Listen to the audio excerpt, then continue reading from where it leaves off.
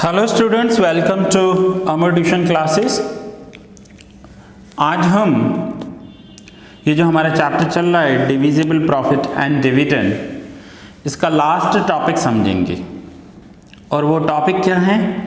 Dividend distribution and payment of dividend out of reserves. अब suppose करो कि company last 4-5 साल से प्रॉफिट करती आ रही है और डिविडेंड भी देती है, बट करंट ईयर में कंपनी को लॉसेस हो गए हैं। तो क्वेश्चन है कि क्या करंट ईयर में लॉसेस होने के बाद भी कंपनी डिविडेंड दे सकती है अपने शेयर होल्डर्स को? क्योंकि सपोज करो कोई कंपनी है जो लास्ट 4-5 साल से डिविडेंड देती आ रही है और इस साल अगर उन्होंने डिविडेंड नहीं दिया तो मार्केट में उस कंपनी की रेपुटेशन भी कम हो जाएगी और शेयर होल्डर्स डाउट करेंगे कि कंपनी ने क्यों डिविडेंड नहीं दिया। अब दूसरा क्वेश्चन है कंपनी के लिए कि कंपनी अगर लॉस कर रही है, करंट ईयर में लॉस हुआ है, तो डिविडेंड कैसे दे? तो कंपनी के पास पास्ट ईयर के प्रॉफिट्स पड़े हैं, रिजर्व्स पड़े हैं, कोई सेविंग पड़ी है, तो उसमें से कंपनी डिविडेंड दे सकती है। बट उसमें से दे सकती है तो कितना दे सकती है? क्या रिजर्व सारे ही पूरे कर देंगे? तो ऐसा नहीं होगा। समझो लास्ट 5 साल से सेविंग पड़ी है, रिजर्व्स पड़े हैं, सारे के सारे रिजर्व्स इस साल दे दें क्या? तो कितना दे सकते हैं उसके रूल्स हैं। सो आइए समझते हैं पॉइंट को। If the company has incurred losses but it has an accumulated past profits in the form of reserves, it may declare dividend from reserves as well as from surplus after setting off the current losses against such past profit. अगर company के पास पहले के profits पड़े हैं, पहले के reserves पड़े हैं, तो उन रिजर्व्स में से कंपनी डिविडेंड दे सकती है, बट कितना? करंट ईयर का लॉस माइनस करने के बाद। और उसके भी रूल्स कैसे हैं? In case of inadequacy or absence of profit in any year's free reserve can be used subject to the following 3 conditions.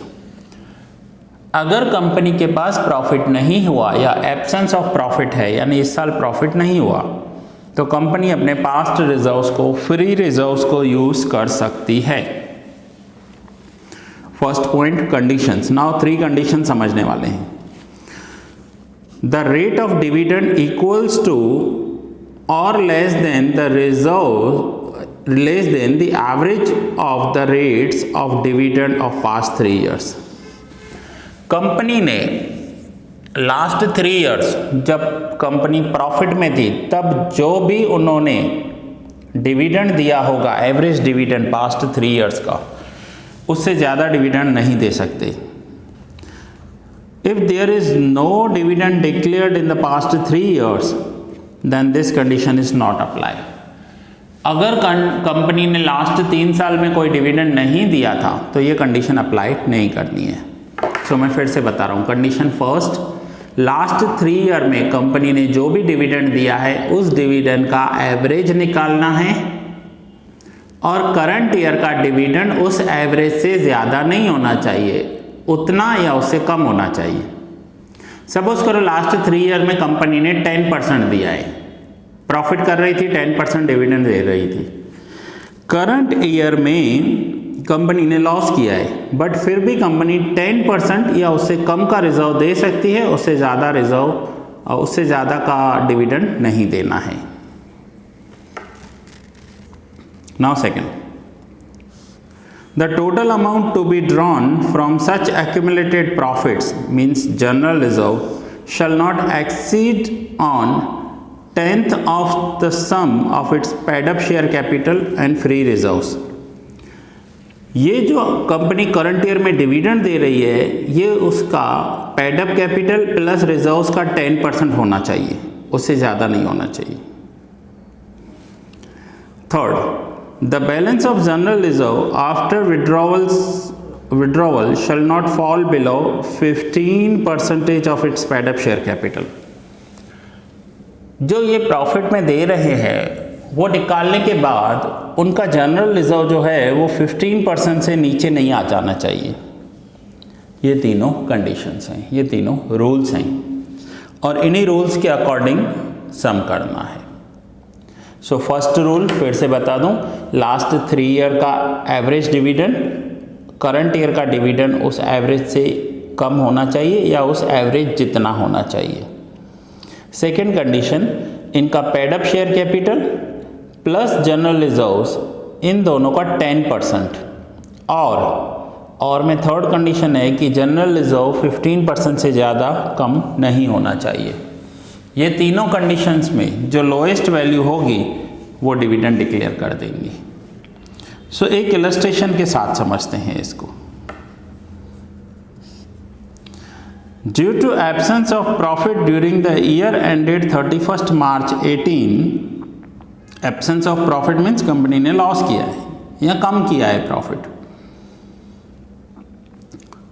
From the following particulars, ascertain the maximum amount that can be utilized from general reserve according to company's declaration of dividend out of reserves. Company कितना declare कर सकती है अपने reserves में से। सो सम में देखिए आपको प्रेफरेंस शेयर्स दिए हुए हैं, इक्विटी शेयर्स दिए हुए हैं, general reserve, capital reserve, revaluation reserve and net profit of current year. Average rate of dividend during the past 3 years has been 12%. Now हम कंडीशन फर्स्ट देखेंगे। कंडीशन फर्स्ट में है कि average dividend rate of past 3 years is 12%, so it cannot exceed 12% as prescribed rate.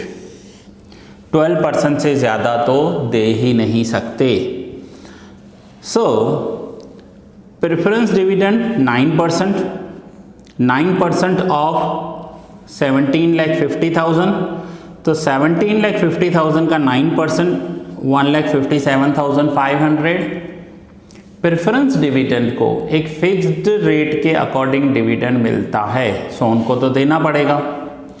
And equities हैं 80 लाख, सो 80 लाख को 12% देना है, कि यहाँ लिखा हुआ है 12% लास्ट 3 years में दिया है, तो अभी भी 12 देना है या 12 से कम दे सकते हैं। सो अगर 12% इनको दे दिया जाए तो वो हो जाएगा 9,60,000। दोनों का टोटल करें तो कंपनी को चाहिए 11,17,500 डिविडेंड देने के लिए। अब कंपनी को 11,17,500 की नीड है, बट करंट ईयर में प्रॉफिट है only 3 lakhs। So current year profit minus करें तो कंपनी को शॉर्टेज हो रही है 8,17,500 की। अब ये 8,17,500 कंपनी कहाँ से निकालेगी? तो देखिए कंपनी के पास इतने सारे रिजर्व्स पड़े हैं। General reserve 25 lakh, capital reserve 3 lakhs, revaluation reserve 350। So mostly यहाँ पर जनरल रिजर्व यूज़ किया जाता है। सो फर्स्ट है कि अगर 12% दे रहे हैं तो इनको 8,17,500 की शॉर्टेज है। Now second condition, 10% of paid up capital plus reserves. ये है ना, आप अपनी नोटबुक में रूल्स लिख दो। कैसे लिखोगे? कंडीशन 1, 12% ऑफ पास्ट 3 years या एवरेज ऑफ पास्ट 3 years, इस सब में 12% है। Rule number 2, 10% of paid up capital plus reserves. So 10% of paid up capital, paid up capital में है preference share capital 17,50,000, equity share capital 80 lakhs plus reserves यहाँ पर general reserve लिए जाते हैं 25 lakhs। सो इन तीनों का टोटल करके 10% करेंगे तो वो हो जाएगा 12,25,000। ये था condition 2। Now condition 3, minimum balance required in general reserve. General reserve में 15% बैलेंस होना ही चाहिए। सो देखेंगे कि 15% से ज़्यादा कितना पैसा पड़ा है जनरल रिजर्व में। सो 15% of paid up capital, paid up capital में है preference plus equity 14,62,500 general reserve में रखना ही है।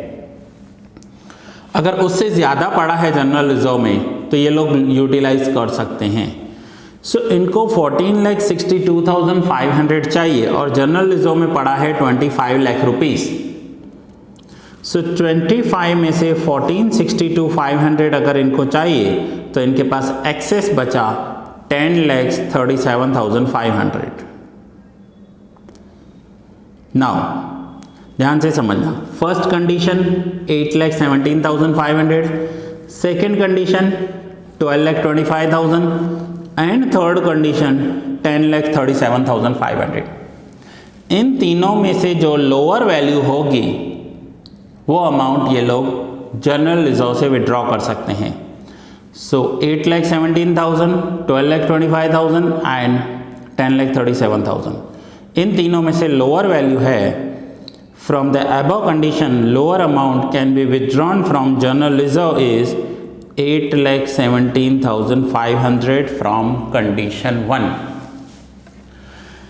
So ये 3 conditions हैं, तीनों conditions में जो lower value होगी वो ही dividend declare कर सकते हैं।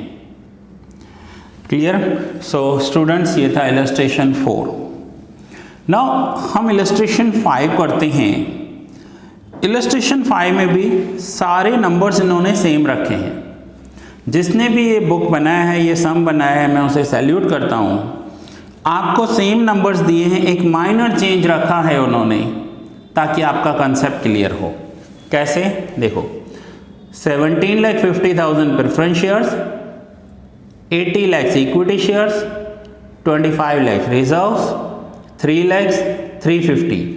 सिर्फ डिफरेंस क्या कर दिया है उन्होंने कि इलस्ट्रेशन 4 में दिखाया है करंट ईयर में 3 लाख का प्रॉफिट हुआ है, ओके, एंड इलस्ट्रेशन 5 में दिखाया है कि करंट ईयर में 75,000 का लॉस हुआ है, ताकि आपके दोनों पॉइंट क्लियर हो जाए, प्रॉफिट वाला पॉइंट भी क्लियर हो जाए, लॉस वाला पॉइंट भी क्लियर हो जाए। सो नाउ आइए ऐसे ही 3 कंडीशंस अप्लाई करेंगे। सो सबसे पहले हम कंडीशन 1 देखेंगे कि पास्ट 3 ईयर में 12% दिया है तो इस साल भी 12% देना पड़ेगा। प्रेफरेंस डिविडेंड को फिक्स्ड इंटरेस्ट मिलता है, फिक्स्ड डिविडेंड मिलता है। ये रहा सामने इसका कैलकुलेशन, 17,50,000 का 9%, तो ये मिल गया उन्हें 1,57,500। इक्विटी डिविडेंड को 9,60,000 देना है।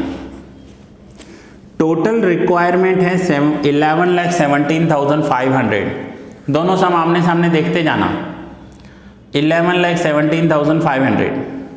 अब इलस्ट्रेशन 4 में था कि इनको डिविडेंड देने के लिए 11,17,500 रुपीज़ चाहिए और 3 लाख का प्रॉफिट था, तो बाकी नेट इनको कितना चाहिए? 8,17,500। बट यहाँ पर है कि 11,17,500 डिविडेंड के लिए चाहिए और यहाँ लिखा हुआ है लेस, माइनस लॉस भी हुआ है 75,000 का, 75,000 का इनको लॉस भी हुआ है, तो ये माइनस माइनस प्लस हो जाएगा, ये माइनस और माइनस प्लस हो जाएगा। सो 11,92,500 हो जाएगा। इट मीन्स 11,17,500 तो इनको डिविडेंड के लिए चाहिए और साथ में लॉस भी हुआ है, वो लॉस भी तो सेट ऑफ करना है ना। इट मीन्स इन्हें रिजर्व्स में से 11,92,500 रुपीज़ निकालने पड़ेंगे। अब आइए आगे देखते हैं कंडीशन 2। सो कंडीशन 2 में सेम है, 10% of paid up capital plus reserves जो हो जाएगा 12,25,000। And condition number 3। अब कंडीशन नंबर 3 है कि minimum balance required in general reserve, same यहाँ पर देखिए 14,62,500 कि ये जनरल रिजर्व में से कितना पैसा निकाल सकते हैं। अब अगर हम तीनों में से देखेंगे ना, तीनों में से 11,92,500, 12,25,000 एंड 14,62,500। तो इन तीनों में से, हाँ यहाँ पर है 14,62,500 इन्हें जनरल रिजर्व में रखना है, तो ये जनरल रिजर्व में से निकाल कितना सकते हैं, 10,37,500। सो नाउ कंपेयर करेंगे, मैं यहाँ सर्कल कर देता हूँ, एक 11,92,500, दूसरा 12,25,000 एंड 10,37,500। इन तीनों में से जो लोअर वैल्यू होगी वो ये जनरल रिजर्व में से विड्रॉ कर सकते हैं। सो इन तीनों में से लोअर वैल्यू है 10,37,500। अब ये कंपनी क्या करेगी कि जनरल रिजर्व जो इनका 25 लाख रुपीस का पड़ा है उसमें से 10,37,500 विड्रॉ करेगी, जिसमें करंट ईयर का लॉस होगा 75,000, बाकी बचा 9,62,500। फिर उसमें से सबसे पहले प्रेफरेंस डिविडेंड दिया जाएगा। प्रेफरेंस शेयर होल्डर्स को फिक्स डिविडेंड मिलता है, सो प्रेफरेंस शेयर होल्डर्स को ये डिविडेंड दिया जाएगा। एंड देन 8,05,000 इक्विटी को डिविडेंड मिलेगा। वैसे इक्विटी को देना चाहिए हमें 9,60,000 अकॉर्डिंग टू 12%, बट नहीं दे सकते, 8,05,000 ही दे सकते, क्योंकि करंट ईयर के लॉस में भी तो पैसे चले गए ना उनके। इलस्ट्रेशन 4 में क्या था, करंट ईयर में प्रॉफिट था, और इलस्ट्रेशन 5 में करंट ईयर में लॉस था। सो इसलिए इक्विटीज को कम मिला है, इक्विटीज के लिए 8,05,000 ही डिविडेंड बचा। नाउ मिलेगा कितना, सो रेट क्या होगा, equity dividend upon equity share capital into 100। 8,05,000 देने हैं, 80 लाख के कैपिटल को, तो 10.0625% मिलेगा। 10.0625% इन्हें डिविडेंड देना है। सो स्टूडेंट्स दोनों सम देखो, कंडीशंस को समझो कि प्रॉफिट हो तो बाकी का डिविडेंड देना है, लॉस है तो पहले लॉस माइनस करके जो बचे फिर वो डिविडेंड देना है। वैसे तो कंपनी ने करंट ईयर में लॉसेस किए हैं और लॉस करने वाली कंपनी को डिविडेंड नहीं देना चाहिए, बट अगर ऐसा होगा कि डिविडेंड नहीं देंगे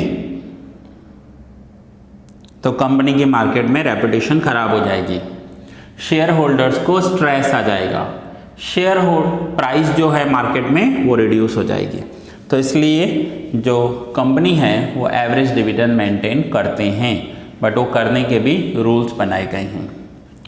सो दैट्स इट स्टूडेंट्स, ये लेक्चर मैं यहीं पूरा कर रहा हूँ और इसी के साथ आपका चैप्टर भी कंप्लीट हो गया। इसके बाद अगर किसी स्टूडेंट ने रिक्वेस्ट की तो मैं अलग से एक डाउट सेशन बनाऊंगा, बट आज ये लेक्चर आपका यहाँ पर पूरा हुआ और चैप्टर भी पूरा हो गया।